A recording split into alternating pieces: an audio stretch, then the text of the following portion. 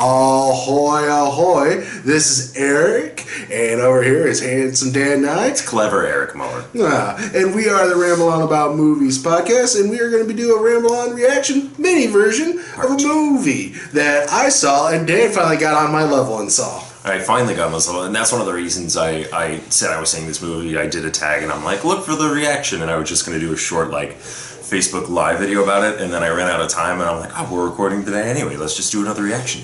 So we're going to talk about Arrival again, because it was also a very, very popular video. Like, a lot of people maybe not watched it, but it reached a lot of people, so we're going to talk about it real quick. Danny Villeneuve, I know I butchered it a bunch last time. And we'll keep on doing it. Keep on doing it. That's the Ramble On promise. Amy Adams, Jeremy Renner, Forrest Whitaker. So this was a sci-fi movie that I didn't know a whole lot about. It's pretty much like First Contact. You described it a little bit last time. We won't go into it too much.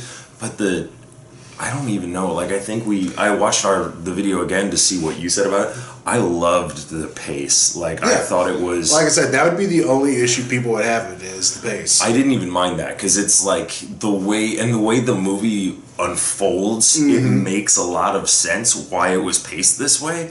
And because it kind of it builds. It's a very good build, and I love things that start with a slow build and kind of just get up to something bigger. And once things start clicking and you're watching it and you're like, oh, that means this means that, and that means, oh my god! I was doing that in the theater where I'm putting my hands I kind of get it and I kind of know what's happening. So this was me in the theater.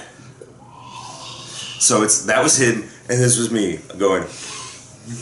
So it was almost the opposite of Home Alone. But this is probably the best sci-fi I've seen in, I would go so far as to say decades. The only other thing that I liked that you can't even really compare it would be Looper, which is another amazing sci-fi movie, but it's not the same as this at all. But can you think of anything else that was kind of this good that we've seen in the last decade?